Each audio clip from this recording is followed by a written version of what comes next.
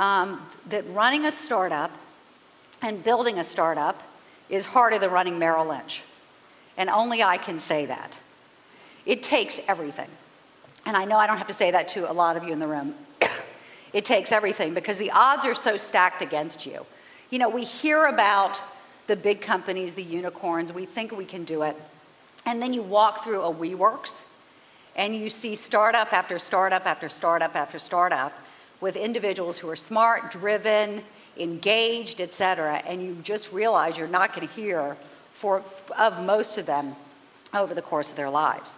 So it takes everything. But most people, when we write about the mythology of startups and building great companies, it tends to really be about passion and about product.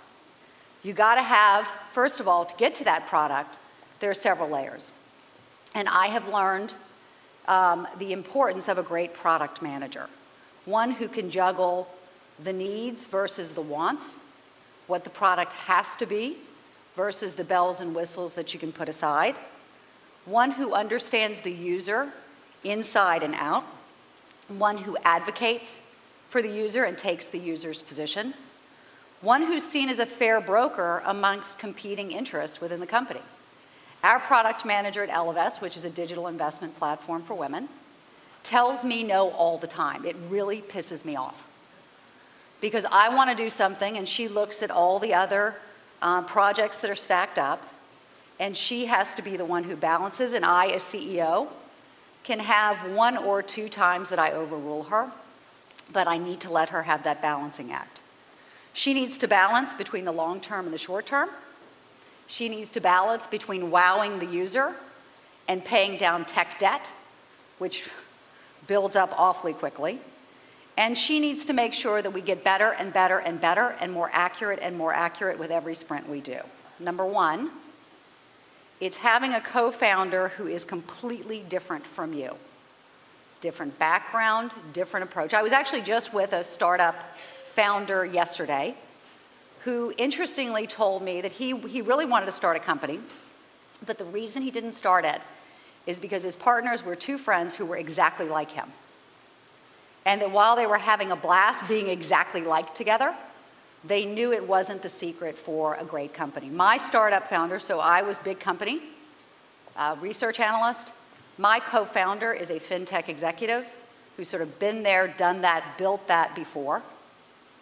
I get to do the things that I love and I'm good at. Strategy, understanding the user, building the product, the finance. And he gets to do all the stuff I really don't want to do. Like finding workspace for us, right? Legal agreements, some of the beginning hiring and putting the processes in place. I tell our team that he and I agree on almost nothing, which is almost accurate, and that by positioning ourselves as different as we are, that therefore we have to have a strong team who isn't trying to make one or the other of us happy, because you will never make both of us happy. So many startups that I've looked to advise, that I speak to, just believe that the product is so, if you can make the product so amazing that you will put it out there and people will flock to it, and that can happen. It doesn't very often, not in our world, but it can happen. So I've learned it's really months before you launch, spending 50% of your effort, of your time, of your engineer's time, thinking about and planning for and beginning your marketing, way before you ever really think you want to. Part and parcel of this, in this day and age, is being able to tell your story. Everybody wants to know not what you do, but why you do it. The famous TED speech, it's not what you do, it's why you do it. I'll add one to it. They want to know who you are, particularly with women. They want to understand the people behind the business. The word gender investing gap, you could not Google it. It did not exist. But as I began to quantify it, research analyst in me, it costs women hundreds of thousands or millions of dollars over the course of their lives. It is life-changing. And as I began to think further, the industry in which I'd grown up is by men for men. By the way, I love men. I love middle-aged white guys, been married to a couple of them, think they're amazing, fascinating creatures.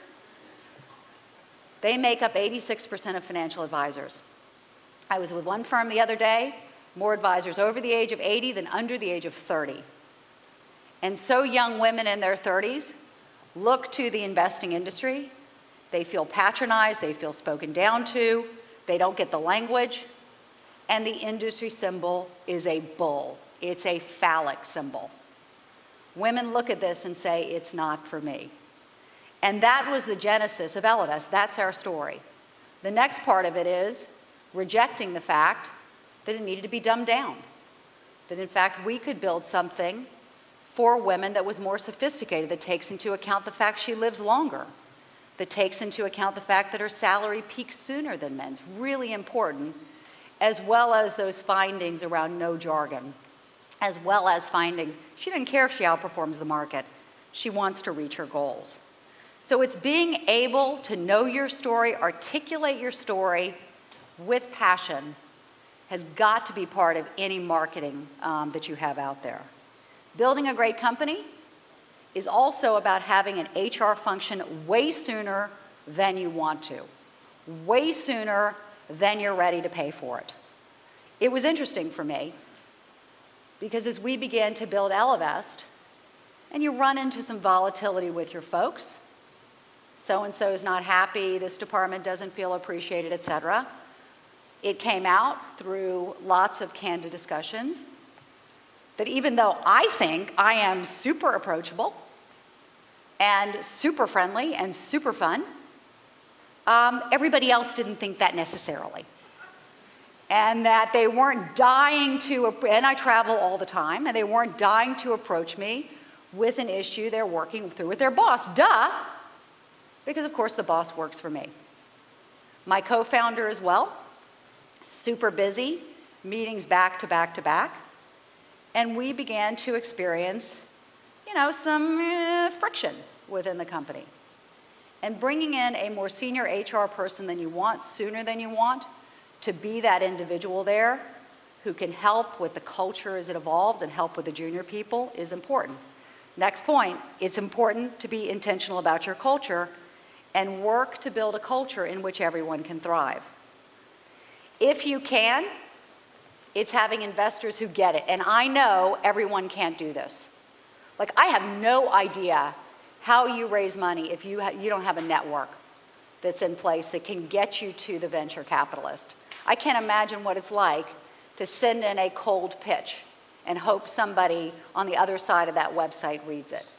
So this is a luxury. But if you have the luxury to get investors who want to build long-term businesses who will help you through the ups and downs, you can build a much greater company. I have a friend who recently sold their business because she was so tired of going to the board meetings and having an investor who was absolutely not aligned with them. I'm going to get you 63% better returns. While doing that, we're going to get you greater employee engagement, greater user engagement, less risk, and more innovation. The way we're going to do this is you're going to put in place a diverse team in every way. The incorrect question we and corporate America tend to ask when we hire somebody is, hey, HR, or hey, headhunter, or hey, anybody, can you help me find the best person for the job? And I have found over the years that I've been in business, when I find the best person for the job, almost every time it's a she. She's financial services background. She's analytical. She tends to be from the South. She tends to have worked at big firms. I like it better if she's a recovering research analyst, and she has bottle blonde hair. It is me. And every time I meet a junior version of myself, I'm like, that is a great person. That is the best person for the job. And you know how I know it? Because I can imagine how she will manage and work. And so I like her and I want her. Instead, the best companies are driven by people with different backgrounds, perspectives, orientations, nationalities, personalities, genders, skin colors. Cognitive difference is what we're looking for.